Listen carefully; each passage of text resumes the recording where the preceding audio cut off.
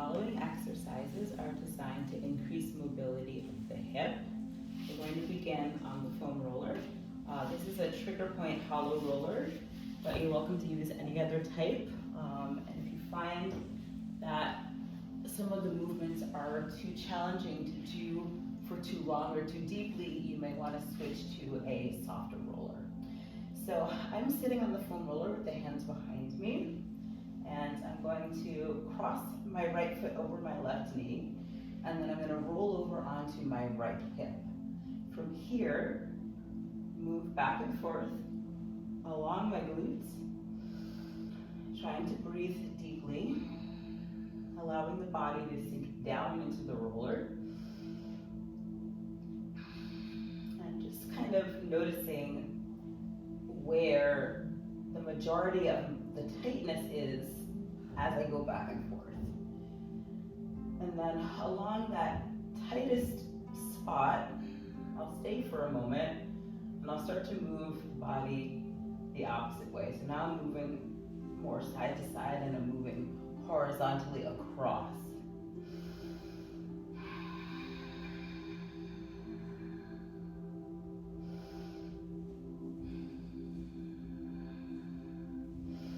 So ideally we do it for as long as we can stand, and then we switch over to the other side. So now my left foot is crossed over my right knee. I'm going to roll over towards the left and go back and forth like so. You're welcome to take the opposite arm off the floor if it feels like you're having trouble maintaining the position.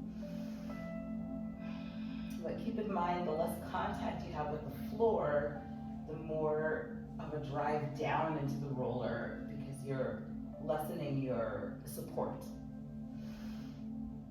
So again, I go back and forth in space.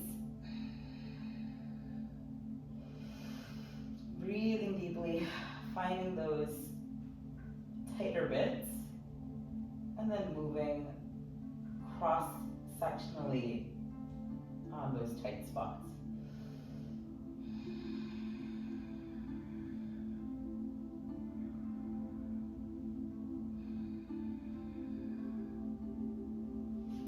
So this was our glute rolling portion, and we'll move on now to rolling of the quadriceps.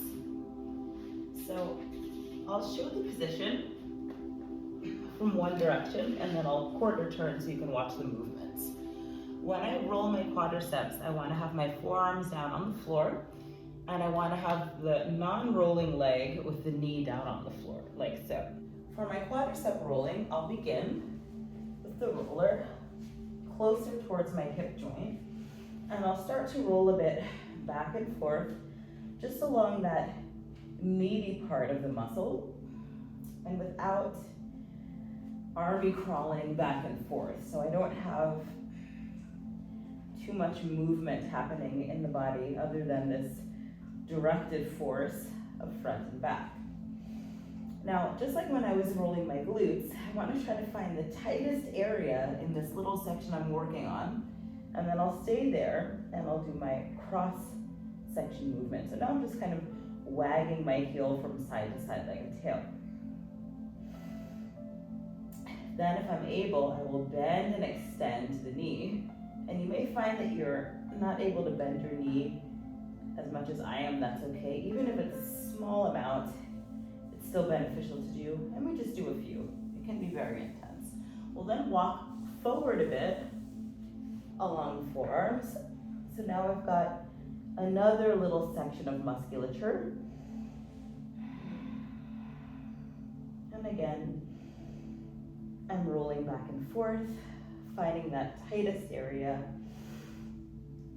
staying there, moving from side to side along that tight area, and then adding in a few of those knee bends before walking forward a bit and rolling again. So depending on how long your femur bone is, it may take you 3 or 4 sections to get through this whole front of the thigh area. Back and forth. side to side, and bend and extend.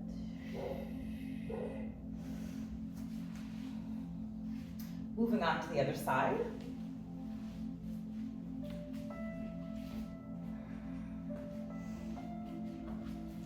Same deal.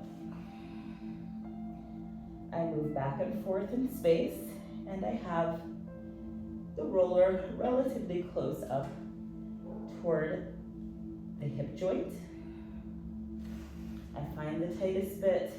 I move my leg the opposite way, so I'm kind of rotating my femur in and out. And then I bend and extend the knee like so.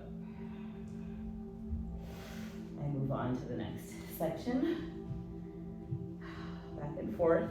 And part of the reason we do this so comprehensively is because we need to figure out where those really tight bits are. And as you carry on doing this in time, side to side, you'll find that maybe you don't have to be so comprehensive about it. Things start to loosen up, and you start to get an idea of where your tight spots are and where you need to focus.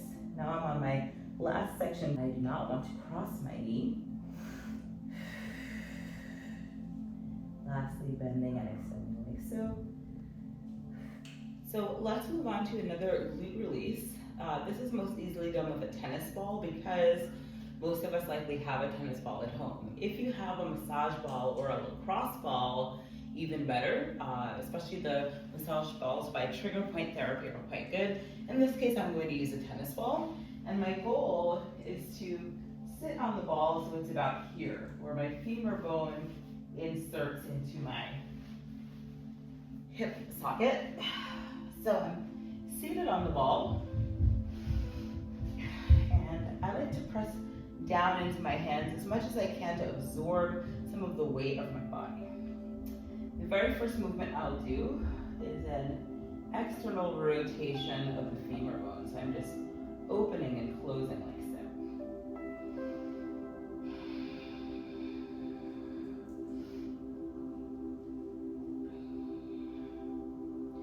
Just a few of these. And then with that externally rotated leg, extend your knee and bend your knee in again.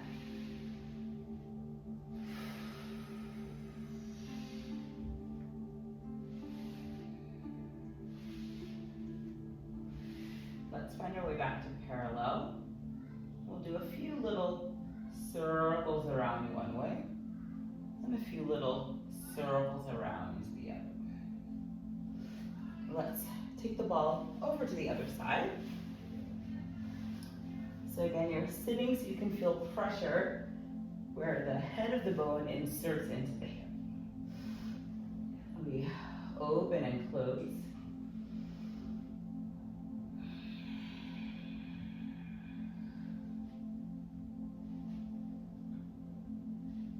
We maintain that open position. We extend and bend.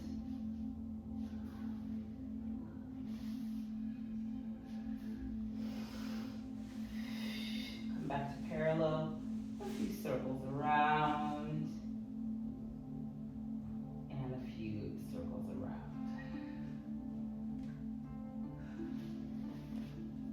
So by now the glute should be feeling relatively released. Let's go ahead and work on some thoracic spine rotations. And in this instance, I'm doing them to help release my quadratus lumborum, which is the muscle in my back that attaches from my bottom rib to the top of my pelvis. So I'm lying down on my side, and I have my top leg bent at 90 degrees, and I have my head propped up right now on a rolled up yoga mat with a towel on top. You can use a cushion, you can use a half foam roller, and you can even let your head hang down onto the floor. I have my hands palms together, so my wrists, elbows, and shoulders are in line, with my knee in line with my hip and my bottom leg extended straight. I have all of my major joints lined up, straight lines, and right angles. On an inhalation, I'm going to open my top arm. I'm going to turn my head to follow my hands. And on an exhalation, I'll come back to center. Inhaling to open. And exhaling to close. Be careful as you're doing this that you're not accidentally arching through the spine, but truly rotating. And you're welcome to hold this opening part as long as you like, allowing gravity to pull into the hands, the shoulder, and create a greater opening through the body. Ideally, we'll do 10 repetitions on each side. So when you're finished here, you can either turn yourself around or flip yourself over to do the very same for 10 repetitions on the left. Here's a few of my left side T-spine rotations, just so you can see from the opposite view. I have my hips in line. I have my shoulders in line. All of my rotation is happening through the mid part of my spine. No arching is occurring. And I'm following my hand with my gaze throughout for a total of 10 repetitions. Last but not least, we'll move on to hip cars, controlled articulated rotations. I'm going to use a stepper, and since I'm short, this little one works pretty well for me, but others may find that it works better to use a longer one. A Pilates box works very well, and you can even do these in a quadruped position if you prefer. However, when you don't have something to push into, it's a little easier for some additional mobility of the body to happen. In this instance, we want the rest of the body to be very stable. So I'm going to take my right leg, externally rotate it out to the side as far as I can. I'm going to rotate it parallel. I'm going to cross it outside my left knee. And then I'm going to reverse, retracing my steps to find my way back. It is slow. It is challenging. It is arguably boring.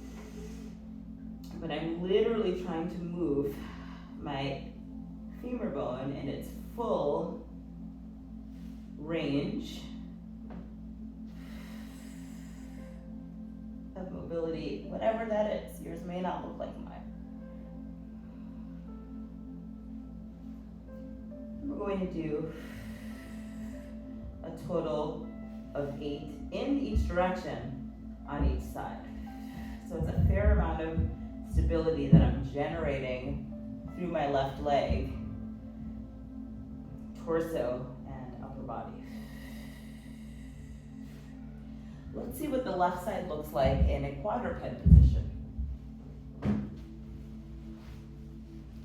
So because I have no box to resist against, I really have to hold myself accountable here for maintaining stability. So I am maintaining my neutral spine.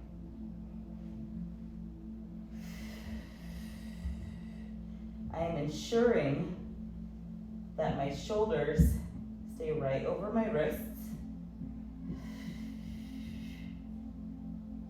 that my right hip stays stacked over my right knee, that there's no shifting in the body of any kind. If you can incorporate these drills into your general movement regimen a few times a week, you should see a difference in your level of mobility in your hips.